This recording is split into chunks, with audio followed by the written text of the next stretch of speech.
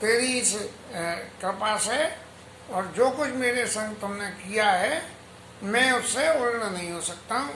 हनुमान जी महाराज ऐसी बात कह रहे हैं। हम शंकर जी महाराज पार्वती मैया को सुनाए। ते अवसर मुनि नारद आए कर बलवीन गावन लगे राम कल कीरत सदा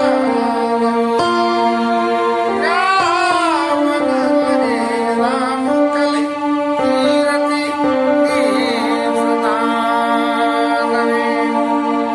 बस उसी वक्त नारद जी महाराज तो सब जगह डोलते डोलते पहले आए थे तो भगवान राम के अयोध्या के वैभव को सब देवलोक में जाके बखानते थे और कहते थे। और अब जो है खुद भगवान की वंदना करने के लिए पधारे हैं।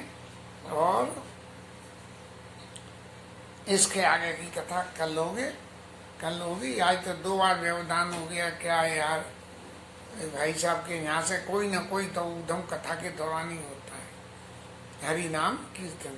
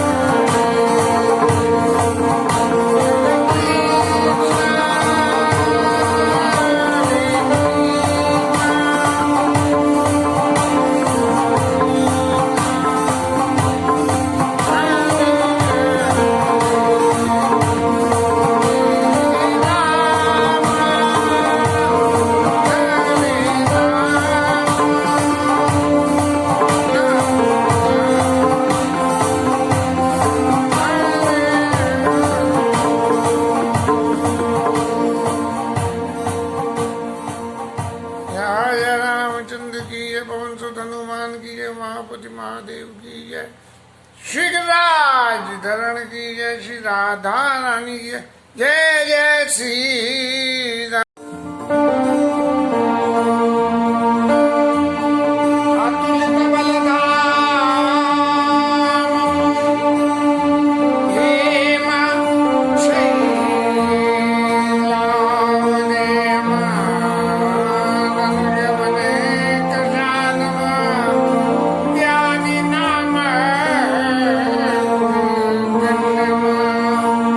सकल निधान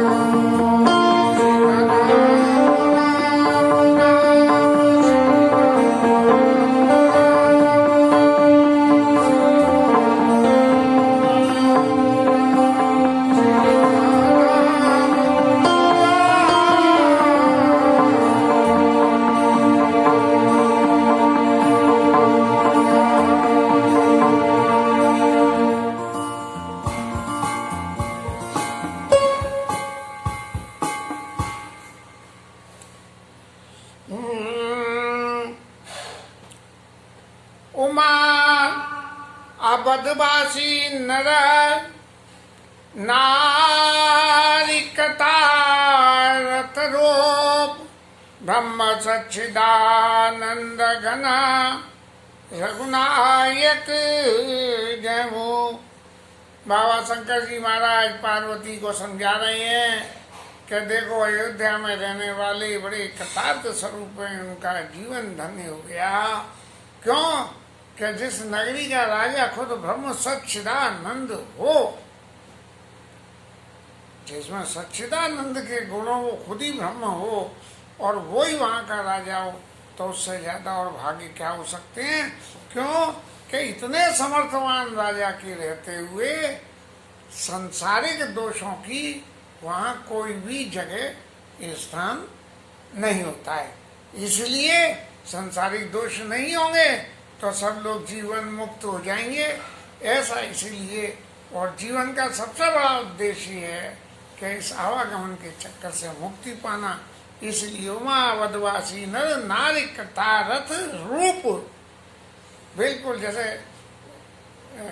100% ओवलाइज्ड, बिल्कुल ओवलाइज्ड स्वरूप है, कृतारथ रूप है कि उनके बराबर कोई दूसरा है ही नहीं। इतने सौभाग्यशाली है ब्रह्म सच्चिदानंद घन रघुनायक ज्ञान। ये कथा तो यहाँ तक की रही कि जहाँ शंकर जी ने अपना मत दे दिया और राम जी ने अपना मत प्रवासियों को दे दिया। अब एक एक करके जितने भी इस भगवत चरित्र में पात्र हैं, उन पात्रों को एक एक की विदाई जी का नंबर शुरू हो रहा है। तो सबसे पहले तो अपने मित्र बंदर भालू केवट और उनको निषाद को भगवान ने विदा कर दिया। अब विदा करने के बाद चारों भैया हनुमान जी महाराज ये लोग रह गए। अब पूर्वासियों के नंबर आए तो पूर्वासियों को तो सबको जो है भोग करके अपने जो है धाम को भेज दिया। लेकिन महाराज गुरु वशिष्ठ जो है, जिन्होंने इस सवरी लीला में, भगवान की इस लीला में गुरु का रोल निभाया, और गुरु का रोल निभाने के बाद उनकी समझ में जो कुछ भी आया तो लेके अब जब भगवान राज्याभिषेक पर बैठ गए हैं तब अपने मन की बात कहने बोले, महाराज अब तक का तो देखो सबरा नाटक हो रहा था। आप परब्रह्म हो, आप नाटक कर रहे थे और मैं आपके अंशावतार हूँ, मैं भी नाटक कर रहा था गुरु बनने का। तो इस तरह से है। अब जो है सामने आमने सामने की बात बन दो महाराज। अब पूर्ण अवतार और अंशावतार के बीच में हुआ तो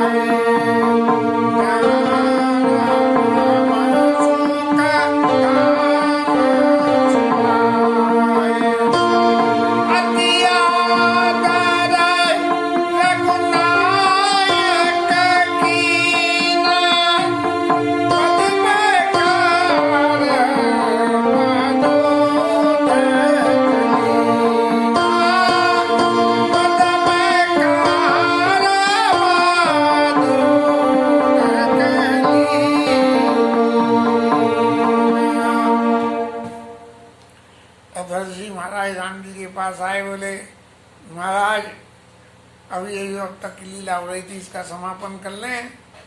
लेकिन भगवान राम ने कही अभी महाराज थोड़ा सा रुको, जरा सा मुझे और आशीर्वाद लेने दो। तो भगवान ने गुरु जी महाराज के चरण पखारे और चरणामृत को लिया। अब फिर जब भगवान ने अपने भाई को कहा, भगवान कहते हैं कि मुझे ब्राह्मण बहुत प्रिय हैं और मैं ब्राह्मणों की सेवा से प्रसन्न होता हूँ। तो भगवान ने वही आचरण करके दिखा दिया कि वशिष्ठ जी महाराज के चरणों को पकड़ के पादोदक ले लिया। और फिर वशिष्ठ जी महाराज बोले,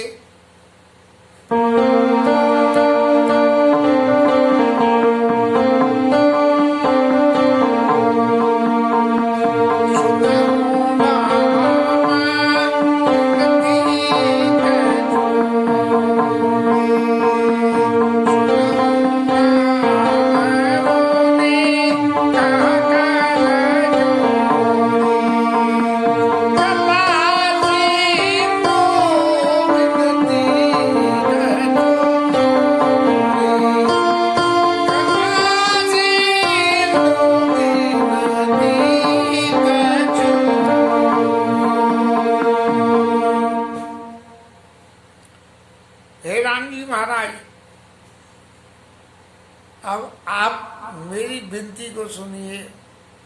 विनती को सुनने का तो मतलब ये हो गया कि उस पूर्ण स्वरूप जो था उसको तो अब आप थोड़ी देर के लिए विसर दीजिए, और जो मैं अब आपसे विनती कर रहा हूँ वो विनती सुनिए। और मेरी विनती क्या है, जब मैं वचन देखी आचरण तुम्हारा, और होत मोह मम हृदय अपारा। आप पर ब्रह्म परमेश्वर हो, ये बात बिल्कुल पक्की है, लेकिन आप जो आचरण कर रहे हो उससे सिद्धि होने लगता है। आप पर ब्रह्म परमेश्वर हो और पूर्ण अवतार अपने अंशावतार के पांव पखारे और पादोदक ले, तो महाराज ये जो आपकी लीला है, ये लीला मेरे समझ में नहीं आ रही है। तब क्या कि महाराज आपका क्या हिसाब है? महिमा अमिता वेद नहीं जाना। आपकी महिमा तो इतनी अमित है कि वेद भी नहीं जानते। नेति नेति पहले कुछ कह देते हैं वेद के भगवान ऐसे हैं, फिर कहते हैं ऐसे नहीं है भाई, वो तो ऐसे हैं।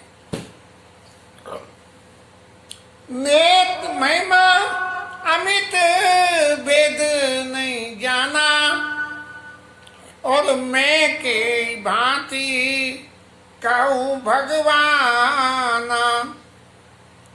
महाराज मैं आपकी महिमा को जब वेद ही नहीं वर्णन कर पा रहे हैं, तो मैं आपकी महिमा को मैं कैसे वर्णन करूं? तब अब मेरे दिल की बात महाराज एक और सुन लीजिए। आपकी महिमा को तो पार नहीं पा सकते। तब फिर क्या हुआ कि उपरोहित्य कर्म अति मंदा, और वेद पुराण सुमति कर निंदा। ये जो पुरोहित का काम है, ये बड़ा मंद कर्म कहलाता है, क्योंकि यजमान के सारे अवगुणों को पुरोहित महाराज को अपने ऊपर लेना पड़ता है, और फिर खुद इतने पुण्य करते हैं कि अपने आपको शुद्ध कर लें, और उसके यजमान के जो दोष हैं उनको लेके भी शुद्ध कर लें। पुरोहित कर्म अति मंदा, और वेद पुराण सम्मति कर निंदा। सब लोग जो है निंदा करते हैं, वेद पुराण तक भी निंदा करते हैं कि पुरोहिताई नहीं करे, क्योंकि पुरोहिताई करने में, आज के जमाने में तो पुरोहिताई करने में पुरोहित जी महाराज यजमान को जो लोभी गुरु लालची चेला दोनों में वही ठेलम ठेला, तो यजमान को जाने नहीं, और पंडित जी महाराज चाहे जैसे करा दें, और हर आदमी पुरोहित बनने को तैयार है अब तो।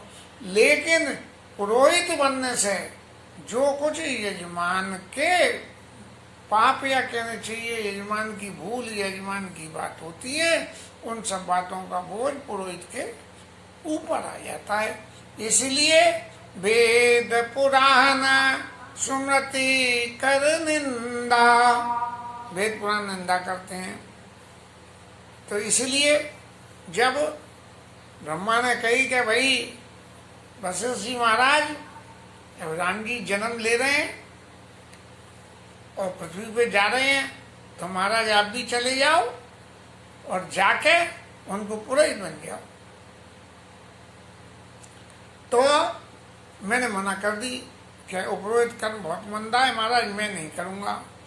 तब जब न ले तब मैं विधि मोही, और कहा लाभ आगे सुत तोई।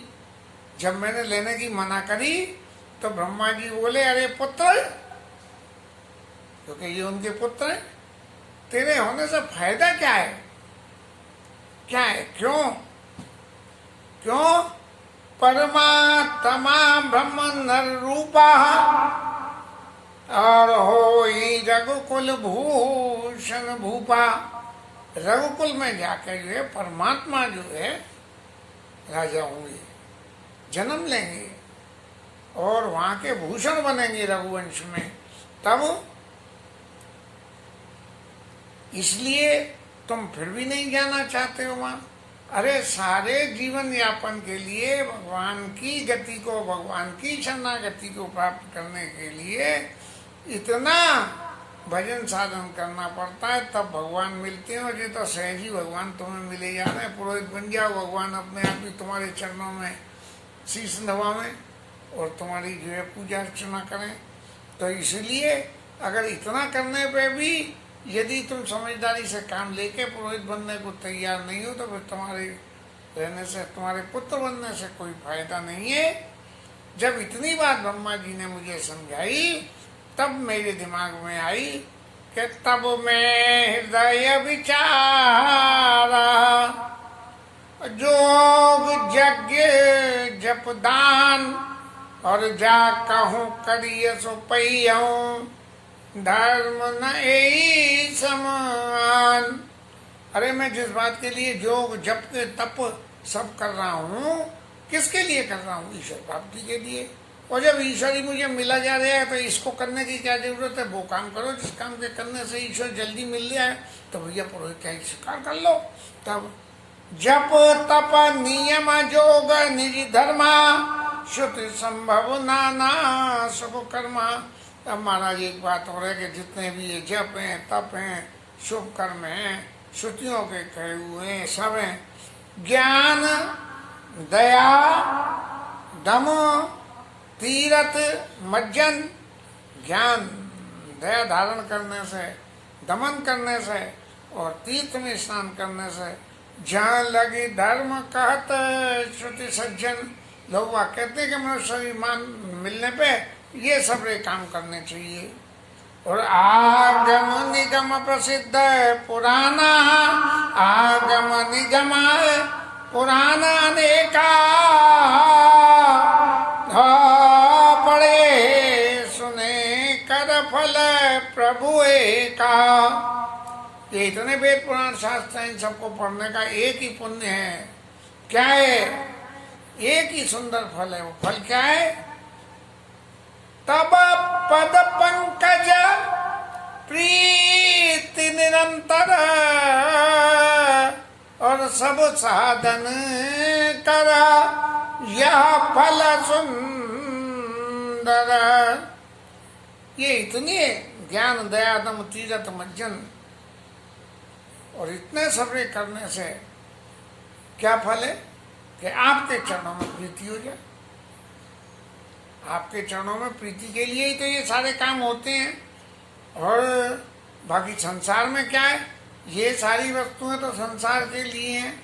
और छूटई मल की मलई के धोए, गट की पाव को बाहर बिलोए। अरे संसार सागर में रह के, संसार तो जो है मल है, इसमें रह के कितने भी कर्म आप कर लोगे, चाहे जितने भी कर्म कर लो, लेकिन क्या मल को मल से धोने से क्या कभी छूट जाता है? और पानी को बिलोने से क्या कभी घी निकल जाता है? प्रेम भगति जल बिनु रघुराई, अभियंतर मल कबाऊ न जाई।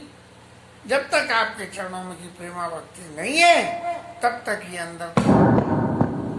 ये अंदर का मल बिल्कुल नहीं जाता है किसी भी तरह से। ये संसार जनित जो मल है, ये कैसे भी नहीं जाता है। सोई सर्वज्ञ तज्ञ सोई पंडित, सोई गुण विज्ञान अखंडित।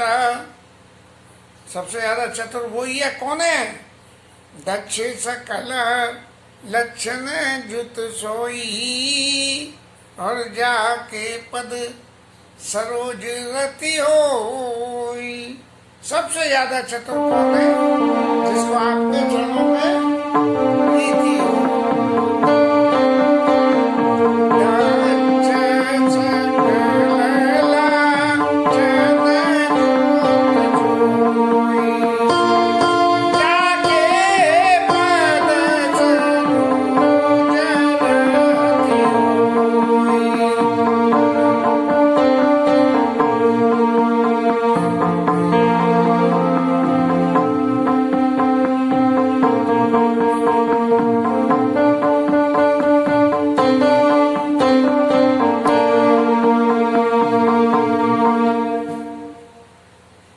अब इतनी सब भूमिका बनाने के बाद वशिष्ठ जी महाराज ने जो भगवान राम के गुणों की चर्चा करी और इन सभी चर्चा के उपरांत भगवान से कहा कि महाराज इस नाटक को अब ये पटाक्षेप कर दें और अब आप मुझे एक वरदान दो।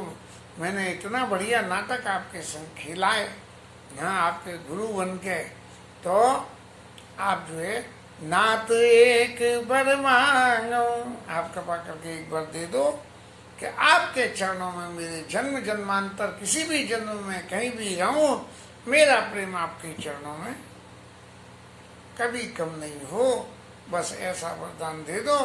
और ऐसा कह के वशिष्ठ जी महाराज अपने घर को पधार गए और भगवान राम को वशिष्ठ जी की ये बातें बहुत ही अच्छी लगी। बोले महाराज कह रहे हैं कि देखो वशिष्ठ जी महाराज ने गुरु बन के कितना अच्छा रोल प्ले किया और अब जाते जाते भी देखिए अब मेरे चरणों की भक्ति को मांग के गए हैं। ऐसा कह के हनुमान भरतादिक भ्राता संग लिए सेवक सुखदाता, हनुमान जी और भाई सब लोग संग लेके हरे कृष्णा हरे पुनि कृपाल पुर बाहिर गए और गजरथ तुरत मंगावत भये। फिर जो है भगवान अयोध्या के बाहर बाग बगीचों में गए हैं, हाथी घोड़े सब मंगाए और देखी कृपा करी सकल सदाए, दिए उचित जिन तिन ते ही चाहे।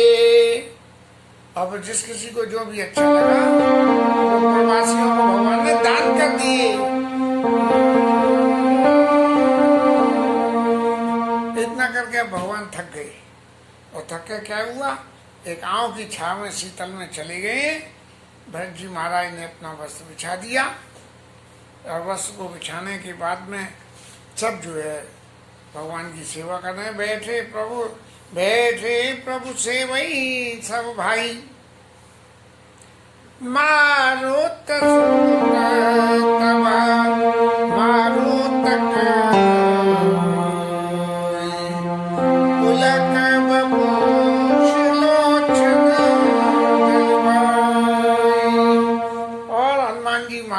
पवन पुत्र पवन करने लगे, उनकी आंखों से आंसू बह रहे हैं। देखो मैं कितना भाग्यशाली हूँ कि राम जी की हवा करने का मौका मुझे मिला। हनुमान सम नहीं बड़ भागी, नहीं को राम चरण अनुरागी। भगवान राम के चरणों में प्रेम करने वाला हनुमान जी के समान दूसरा कोई नहीं है। कोई भी सेवा हो, हनुमान जी भगवान की सेवा करने से नहीं चूकते हैं। गिरजा जासु चरण सेवकाय प्रीति सेवकाई, बार बार प्रभु निज मुख गाई। हनुमान जी के गुणों को राम जी ने बार बार गाया है। अरे गिरजा मैया देख तो सही, हनुमान जी के समान कौन इतना बड़भागी होगा कि भगवान जी के गुणों का खुद वर्णन करे।